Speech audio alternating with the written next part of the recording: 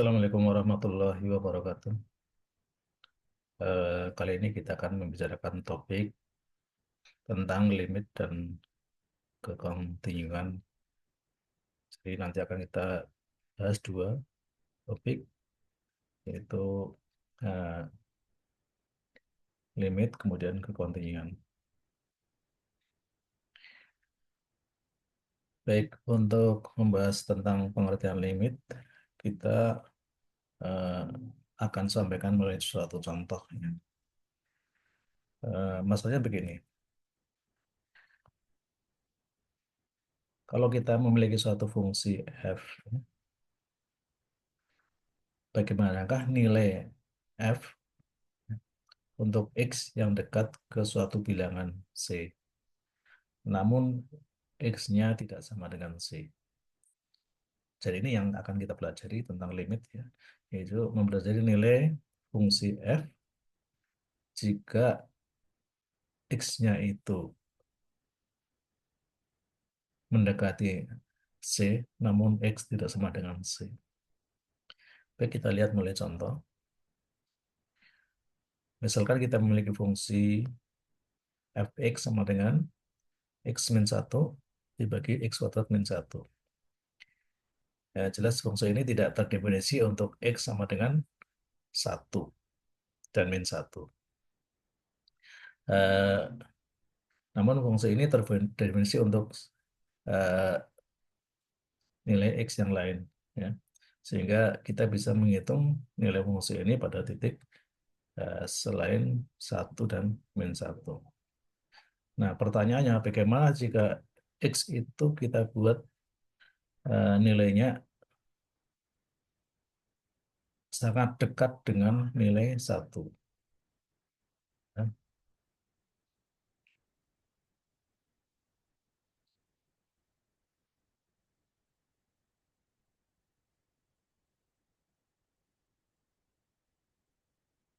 Nah, baik, sekarang kita hitung eh, untuk nilai fungsi fx tadi kalau x-nya mendekati nilai 1.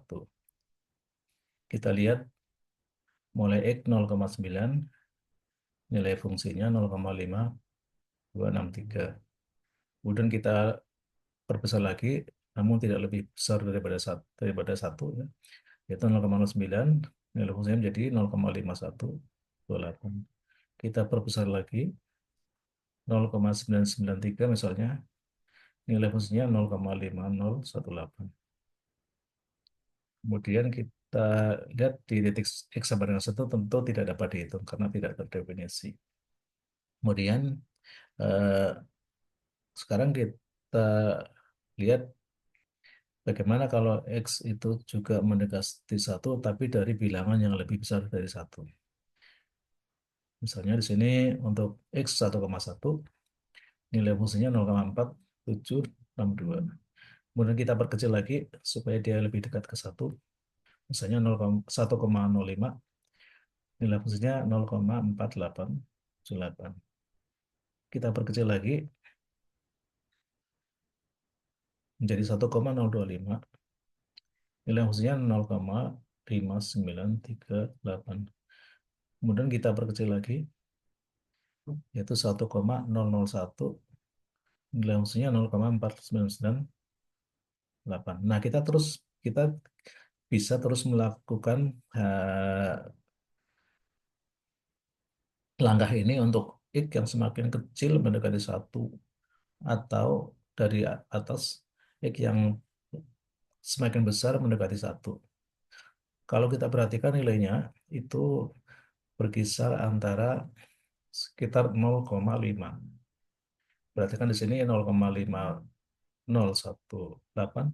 sedangkan di bawah sini 0,4998. Jadi dari kedua arah nilai fungsi f itu semakin mendekati suatu nilai yaitu 0,5. Ya, kalau kita perhatikan pola ini maka baik x itu mendekati 1 dari bawah maupun X mendekati 1 dari atas, maka nilai fungsinya akan semakin mendekati nilai 0,5. Nah, eh, jadi kita simpulkan dari tabel tadi, jika X mendekati satu, maka fx mendekati nilai 0,5 atau setengah. Nah, eh, kondisi ini biasa kita tuliskan demikian. Limit fungsi X min 1 dibagi X kuadrat min 1 jika X mendekati satu sama dengan setengah. Ya. Jadi kondisi yang terjadi pada tabel tadi itu biasa kita tuliskan dengan demikian. Jadi kalau X mendekati satu, maka nilai fungsi ini akan mendekati nilai setengah. Atau ditulis limit X mendekati satu dari fungsi X min satu dibagi X kuadrat min satu sama dengan setengah. Nah, itu gambarannya ya. Nah, sekarang kita lihat pengertian atau grafik dari fungsi fungsi yang baru kita bahas tadi. Ya, fungsinya adalah X min satu dibagi X kuadrat min satu. Kita lihat untuk domain X positif ya. Positif saja. Di sini grafiknya demikian bentuknya. Ya. Jadi untuk yang nilainya positif saja begini, yang di atas saja begini nilainya ya. Eh, grafiknya dia tidak terdefinisi pada titik X sama dengan satu. Jadi di sini tidak ada nilainya. Kemudian ini bilangan setengah. Ya, kalau kita gambarkan kira-kira begini. Kalau X mendekati satu dari sebelah kiri semakin satu, maka nilai fungsi ini dia akan mendekati satu dari atas, ya. Mendekati setengah dari atas. Begini ya. Sedangkan kalau X yang mendekati satu dari kanan, ya, ternyata nilai fungsinya juga akan semakin mendekati setengah dari sebelah bawah.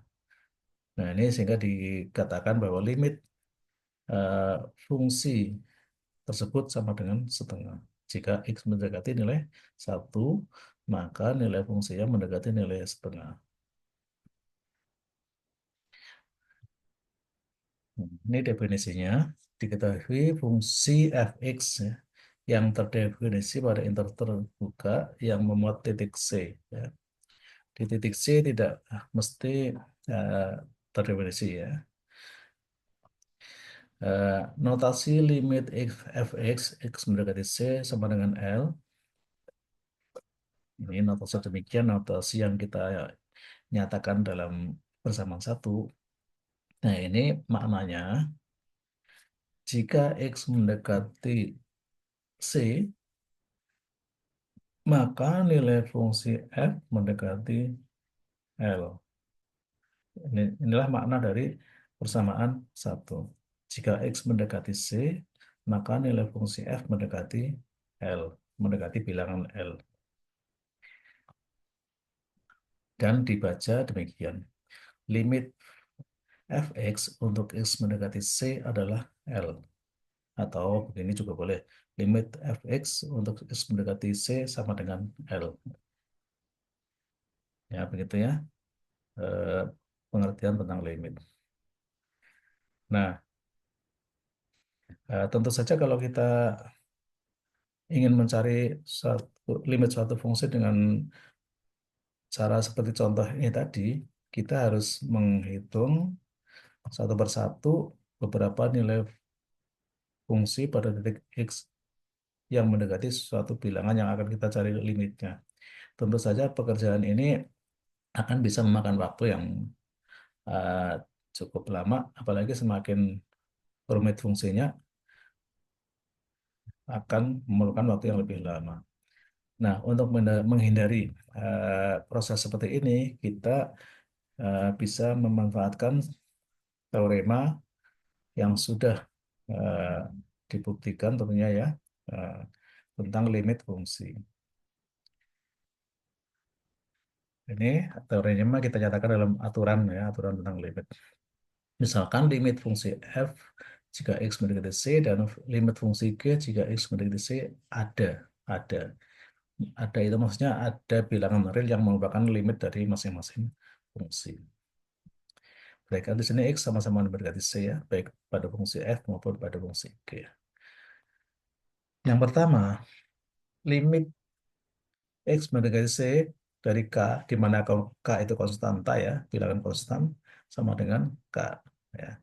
Jadi di sini tidak terpengaruh, limit suatu konstanta itu tidak terpengaruh oleh nilai X-nya, tetap konstan.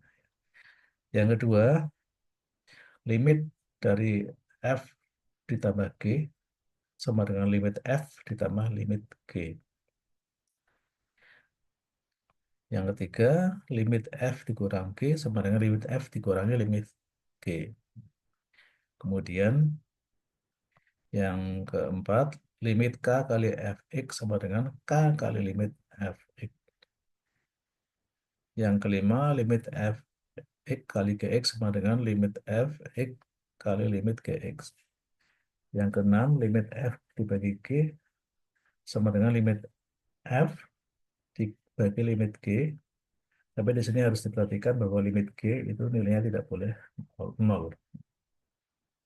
Nah, itu beberapa aturan yang berguna untuk menghitung limit fungsi. Kemudian yang ketujuh, untuk fungsi yang bentuknya X pangkat P, di mana P itu bilangan positif ya, bilangan P lebih besar dari nol, lebih positif ya, maka limit X mendekati C dari fungsi X pangkat P, dari X pangkat P itu sama dengan C kali C pangkat P. Jadi sama saja dengan mengganti X di sini dengan bilangan C. Ya. Jadi ini keistimewaan dari fungsi X pangkat P untuk P positif ya. Bahwa limit X mendekati C dari X pangkat C sama dengan mengganti X di sini dengan bilangan C. Menjadi C pangkat P. Baik, dengan aturan ini kita bisa menghitung limit fungsi tanpa harus mencoba dengan menggunakan beberapa bilangan yang dekat dengan titik C. Contoh, limit X mendekati 2 dari 5 sampai dengan 5. Karena 5 itu konstanta, sehingga limitnya tidak berubah ya, sama dengan konstanta tersebut. 2, ini tadi aturan yang terakhir ya, limit X mendekati 3 dari X kuadrat itu sama saja dengan memasukkan atau mengganti X di sini dengan bilangan 3, sehingga menjadi X pangkat 3. Menjadi X pangkat 3.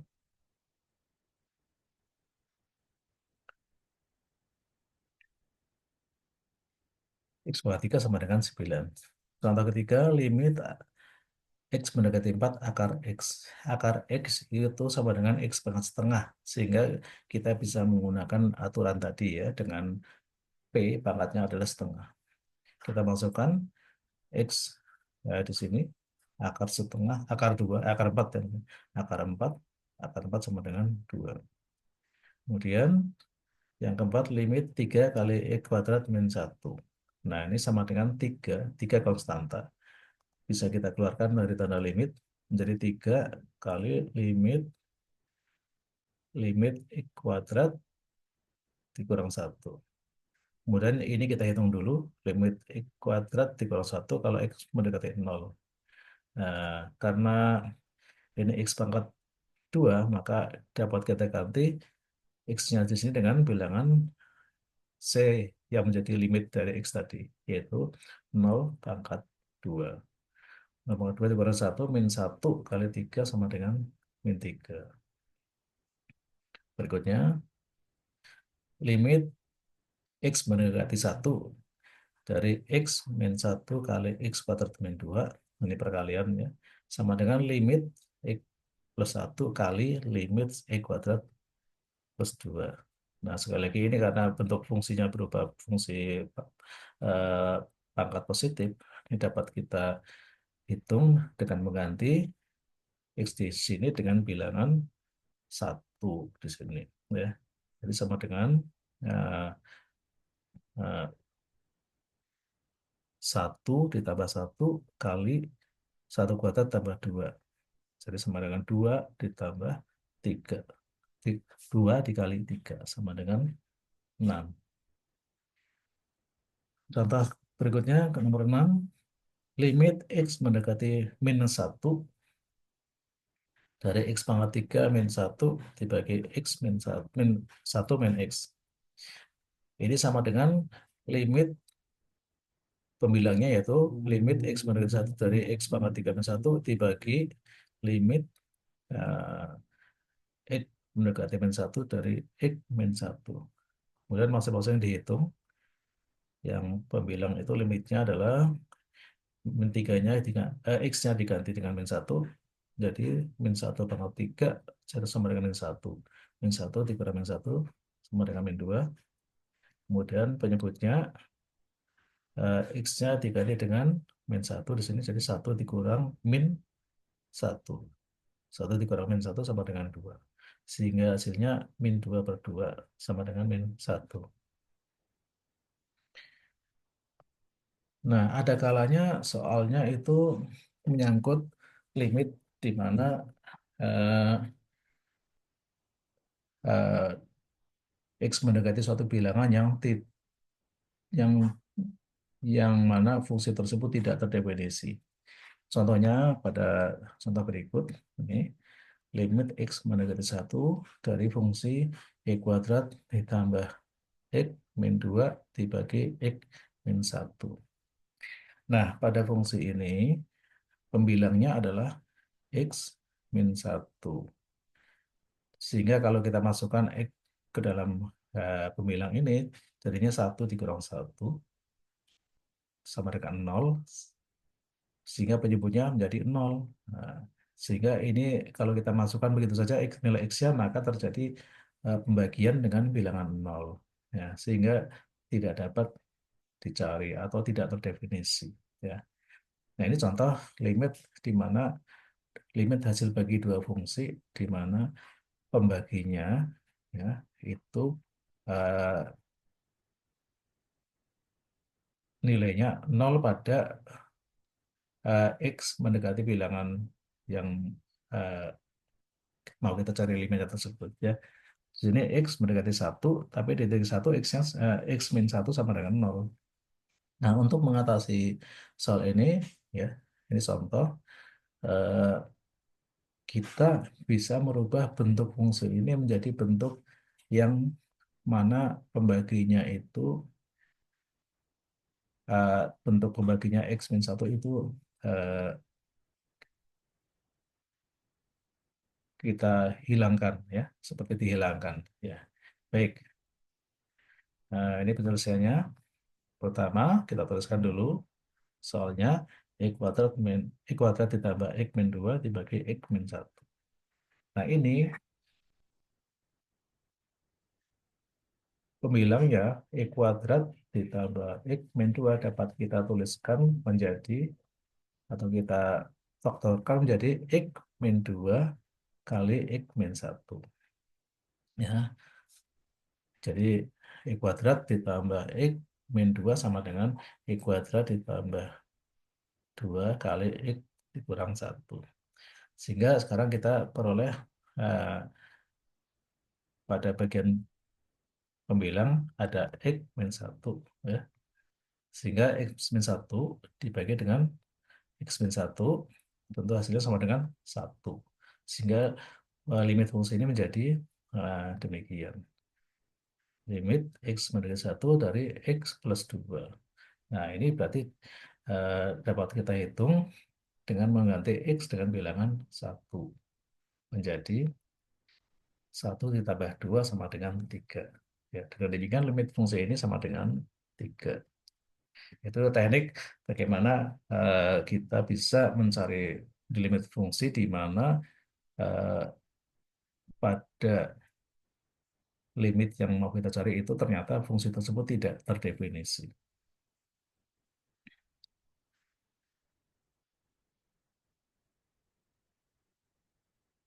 Baik, sekarang kita lanjutkan dengan fungsi continue. Jadi limit fungsi ini terkait ya, sangat erat kaitannya dengan fungsi continue. Ya. Seperti pada contoh terakhir ini, fungsi ini tidak terdefinisi untuk nilai X sama dengan satu. Demikian juga di contoh awal tadi, juga Hmm, nilai fungsinya juga tidak terdefinisi untuk eh,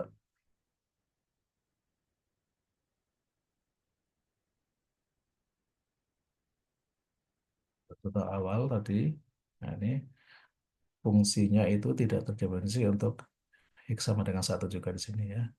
Sehingga di sini kalau kita lihat grafiknya itu dia terputus. Terputus.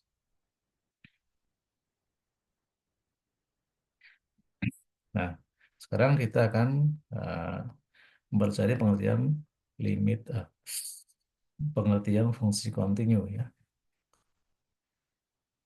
Ini definisinya suatu fungsi f dikatakan kontinu di titik C jika berlaku ya kondisi limit x mendekati C dari fungsi fx sama dengan fc ya. Nah, jadi kalau kita perhatikan limit eh, fungsi tersebut, kalau X mendekati C sama dengan nilai fungsi tersebut di titik C. Nah, jika kondisi ini dipenuhi, maka fungsi tersebut dikatakan kontinu. Nah, definisi ini mengandung arti pertama, fungsi tersebut harus terdefinisi di titik C, ya, karena di sini nilainya ya harus ada FC. FC harus ada nilainya. Kemudian yang kedua, yang sebelah kiri, limitnya juga harus ada. Nah, limitnya harus ada juga nilainya. Dan yang ketiga, nilai limitnya dan nilai fungsinya sama di titik tersebut. Oh, jadi persamaan ini menyatakan bahwa limit di titik C sama dengan nilai fungsi di titik C. Nah, jika kondisi ini dipenuhi, maka dikatakan kontinu. Dan biasanya untuk mengetes kondisi ini berlaku atau tidak, kita gunakan ketiga langkah ini. Nah, satu, dua, tiga. Yaitu FC ada, limitnya ada, dan nilainya sama antara satu dan dua. Jadi kita lihat contohnya, fungsi fx sama dengan x kuadrat min satu kontinu di titik x sama satu. Kenapa? Karena syaratnya terpenuhi. Pertama, f1 ada. Jadi kalau ini kita hitung, f1-nya sama dengan 1 kuadrat dikurang satu sama dengan nol. Berarti ada nilainya. Yang kedua, limit x mendekati satu dari i kuadrat dikurang satu juga ada nilainya, yaitu ternyata nilainya sama dengan nol. Kita perhatikan f1 nol, limitnya juga nol, sehingga kedua nilainya sama. Ya, karena sama, maka disimpulkan bahwa fungsi ini kontinu di titik x sama dengan satu. Baik. Nah, jika fungsi f kontinu pada setiap domain, maka dikatakan fungsi tersebut kontinu. Jadi, istilah fungsi kontinu adalah fungsi yang kontinu pada setiap titiknya pada domainnya. Ya. Nah, contoh yang tadi termasuk fungsi yang kontinu pada semua bilangan real. Ya. Jadi nanti di pembahasan berikutnya kita akan sangat banyak menggunakan eh, syarat kontinu. Nah, bagaimana secara grafik? Di sini ada dua grafik. Yang sebelah kiri yang biru. Grafik ini kalau kita gambarkan, kita bisa menggambar grafik ini tanpa mengangkat pulpen atau pena yang kita pegang untuk menggambarnya ya. Ya, yang biru. Sedangkan yang kanan, kalau kita mau menggambar grafik yang kanan, fungsi G yang merah ini, kita gambar, maka sampai pada titik ini kita harus angkat penanya. Karena di sini tidak terdefinisi, pada titik X sama dengan satu tidak terdefinisi. Baru kita lanjutkan. Ya. Ya, dengan demikian, eh, fungsi F yang warna biru ini kontinu, sedangkan yang G yang merah ini tidak kontinu untuk X sama dengan satu. Jadi terjadi grafik ini putus. Ya. Fungsi G putus. Nah, itu ciri secara grafik suatu fungsi yang tidak kontinu ya. Dia grafiknya itu putus. Sedangkan fungsi yang kontinu itu grafiknya akan menyambung terus ya. Tuh. Baik. Contoh berikutnya, apakah fungsi berikut kontinu di titik X sama dengan satu? Ya. Baik, kita lihat fungsi ini adalah fungsi X min satu dibagi X kuadrat min satu. Apakah kontinu untuk X sama dengan satu? Baik, kita lihat. Fungsi ini tidak kontinu untuk X sama dengan satu. Kenapa? Karena fungsi ini tidak terdefinisi untuk X sama dengan satu. Meskipun limitnya ada. Limitnya tadi sudah kita hitung pada awal contoh tadi setengah ya. Namun nilai fungsinya tidak ada di titik X sama dengan satu, nilai fungsi ini tidak ada karena tidak terdefinisi. Sehingga disimpulkan bahwa fungsi ini tidak kontinu untuk X sama dengan satu. Demikian juga untuk X sama dengan min satu juga tidak kontinu. Ya. Baik. Nah, ini teorema yang terkait dengan fungsi kontinu. Ya. Misalkan F dan G adalah dua fungsi kontinu di titik C. Maka fungsi-fungsi berikut juga kontinu. Yang pertama, K kali K konstan lah ya. K kali F juga kontinu. Kemudian X pangkat N dengan N positif tidak negatif ya itu selalu kontinu ya. Jadi fungsi pangkat dengan pangkat yang tidak negatif itu selalu kontinu. Yang ketiga, fungsi F ditambah fungsi G juga kontinu. Yang keempat, fungsi F kali fungsi G juga kontinu. Yang kelima, fungsi F dibagi fungsi G juga kontinu, tapi syaratnya G-nya tidak boleh nol. Kemudian yang ke, oh ya, sampai kelima saja. Contoh, fungsi fx sama dengan e kuadrat min 2x per 1 kontinu. Ya, karena masing-masing ini kontinu, e kuadrat kontinu, 2x kontinu, 1 kontinu. Sehingga penjumlahannya juga merupakan fungsi kontinu. Jadi fungsi polinom itu selalu kontinu. Baik, ini teorema tentang fungsi kontinu. Jika fungsi f kontinu di titik C dan fungsi G kontinu di titik FC, maka komposisinya G komposisi F juga kontinu di titik C. Jadi fungsi komposisi juga kontinu. Kemudian di antara teorema yang penting dalam fungsi kontinu adalah teorema yang dinamakan teorema nilai antara. Ya, antara itu maksudnya ada suatu nilai di antara dua nilai ya. Begini teoremanya. Jika f kontinu pada interval tertutup AB dan I 0 suatu nilai antara FA dan FB, maka nanti akan ada titik C antara A dan B sehingga FC sama dengan I 0. Ya, ini harus dibaca berkali-kali supaya paham ya. Eh, Coba kita lihat secara grafik begini. Fungsi F yang biru ini grafiknya fungsi kontinu ya, fungsi kontinu. Kemudian A dan B ini merupakan interval tertutup ya. Kemudian nilai fungsi di titik A tentu saja FA.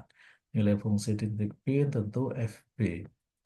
Maka kalau kita punya bilangan E0, E0, I0 itu letaknya antara FA dan FB ya.